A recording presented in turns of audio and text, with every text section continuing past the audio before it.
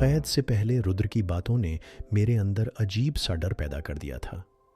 ये सब मेरे साथ क्यों हो रहा था? मैं एक सामान्य इंसान था या शायद अब नहीं था, लेकिन इस जंग में मैं कैसे फंस गया? रुद्र ने गहरी सांस ली और बोला, तुम सिर्फ एक वेयरवुल्फ नहीं हो, तुम्हारी नसों में कुछ और भी बह रहा है, कुछ ऐसा जो तुम्हें सबसे अलग बनाता है। मतलब? मैंने संदेह भरी नजरों से पूछा। रुद्र ने मेरी तरफ देखा, फिर नीचे जमीन की तरफ इशारा किया। यहां खून बहाया गया था बहुत सालों पहले, और ये जगह डैनी डी कोस्टा के बनाए गुलामों की कब्रगाह है। मैंने एक झटके से पीछे हटने की कोशिश की, लेकिन तभी मुझे अपने पीछे किसी की मौजूदगी का एहसास हुआ। मैंने धीरे धीरे सिर घुमाया। वहां मीरा खड़ी थी। उसकी आंखें लाल हो रही थीं, उसकी सांसें तेज थीं। तुमने इसे सब बता दिया? मीरा ने गुस्से से रुद्र की तरफ देखा। रुद्र ने बिना डरे जवाब दिया, अब वक्त आ चुका है, इसे सच जानना ही होगा। मीरा ने मेरी तरफ देखा, जैसे वो कुछ कहना चाहती हो लेकिन हिचकिचा रही हो। मैंने उसकी आंखों में देखा और धीरे से कहा, क्या सच? कुछ पलों की खामोशी के बाद मीरा ने ठंडी आवाज में कहा, तुम सिर्फ वेयरवुल्फ नहीं हो। मेरे अंदर एक अजीब सी हलचल हुई। तो फिर क्या हूं मैं? मीरा ने मेरी आंखों में झांका। तुम डैनी डी कोस्टा के खून से बने हो। मेरी धड़कनें तेज हो गईं। क्या बकवास कर रही हो? यह बकवास नहीं है, मीरा ने सख्ती से कहा। जब तुम पैदा हुए थे, तुम्हारे अंदर का जानवर सिर्फ एक वेयरवुल्फ नहीं था, तुम्हारे अंदर वैम्पायर का खून भी मिला था। मैंने एक झटके में सिर घुमाया। रुद्र मेरी तरफ देख रहा था, जैसे वो पहले से ही सब कुछ जानता हो। डैनी डी कोस्टा, मैं फुसफुसाया। वो कौन है? मीरा ने ठंडी आवाज में जवाब दिया, वो तुम्हारा असली दुश्मन है और तुम्हारा असली जन्मदाता भी। मुझे ऐसा लगा जैसे मेरी जमीन खिसक गई हो। नहीं, ये सच नहीं हो सकता। मीरा एक कदम और आगे आई। तुम्हारी मां एक वेयरवुल्फ थी, लेकिन तुम्हारे पिता, रुद्र ने मेरी तरफ देखा और बात पूरी की, डैनी डी कोस्टा था। अचानक मेरे अंदर की बेचैनी बढ़ने लगी। मेरी सांसें भारी हो गईं और फिर बिना किसी चेतावनी के मेरी आंखों के आगे अंधेरा छा गया। मैं बेहोश हो चुका था। जब मेरी आंखें खुलीं तो चारों तरफ अंधेरा था। ऐसा लगा जैसे मैं किसी गहरी खाई में गिर चुका था, जहां रोशनी का नामो निशान नहीं था। मुझे हल्की हल्की आवाजें सुनाई दे रही थीं। मीरा और रुद्र आपस में कुछ बातें कर रहे थे, लेकिन मेरे कानों में सब कुछ धुंधला सा पड़ रहा था। अब इसे सब कुछ बताने का वक्त आ गया है। मीरा की आवाज आई।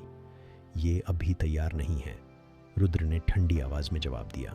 अगर इसे अब नहीं बताया तो बाद में बहुत देर हो जाएगी। मीरा की आवाज अब गहरी हो चुकी थी। मैंने धीरे से उठने की कोशिश की, लेकिन मेरा सिर भारी हो रहा था। ऐसा लगा जैसे किसी ने मेरी पूरी यादों को एक साथ मुझ पर फेंक दिया हो। तुम ठीक हो? मीरा मेरे पास आई और मेरे कंधे पर हाथ रखा। मैंने गहरी सांस ली और धीरे से कहा, मुझे सब कुछ सच सच बताओ। मीरा और रुद्र एक दूसरे को देखने लगे। फिर मीरा ने मेरी तरफ देखा और बोलना शुरू किया, डैनी डी कोस्टा सिर्फ एक वैम्पायर नहीं था, वो इस दुनिया का सबसे खतरनाक वैम्पायर था। रुद्र ने आगे जोड़ा, और वो कभी नहीं मर सकता था। मैंने दोनों की तरफ देखा। तो उसे मारा कैसे गया? मीरा ने गहरी सांस ली। उसे मारा नहीं गया, उसे कैद किया गया था। रुद्र ने सिर हिलाया। आज से 19 साल पहले कुछ इंसानों ने उसे एक ताबूत में बंद करके समुद्र की गहराइयों में उल्टा रख दिया था, ताकि वो कभी वापस ना आ सके। और मैंने रुक कर पूछा, मेरा उससे क्या लेना देना? मीरा ने मेरी आंखों में देखा। क्योंकि तुम उसी की विरासत हो। मेरे रोंगटे खड़े हो गए। तुम्हारे खून में सिर्फ वेयरवुल्फ की ताकत नहीं, वैम्पायर की ताकत भी बसी हुई है। और इसी वजह से तुम सिर्फ एक आम वेयरवुल्फ नहीं हो, तुम कुछ और हो, कुछ ऐसा जो पहले कभी इस दुनिया में नहीं था। रुद्र ने ठंडी आवाज में कहा, तुम वो चीज हो जो डैनी खुद भी नहीं बन सका। मेरा सिर घूमने लगा।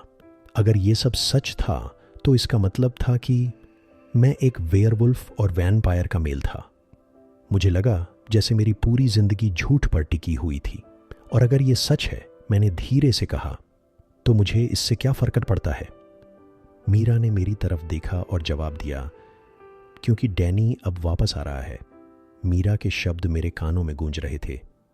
डैनी अब वापस आ रहा है। मेरे अंदर कुछ टूट सा गया। कैसे?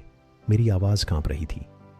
रुद्र ने जवाब दिया, समुद्र में उसे उल्टा ताबूत में बंद कर दिया गया था, लेकिन वैम्पायर को पूरी तरह खत्म करने के लिए सिर्फ कैद करना काफी नहीं होता। मीरा ने धीरे से कहा, उसकी ताकत अभी भी जिंदा है, और अगर किसी ने उसे खोज निकाला तो वो फिर से इस दुनिया में लौट आएगा। रुद्र ने उसकी बात पूरी की। मुझे अपने अंदर कुछ उबलता हुआ महसूस हुआ।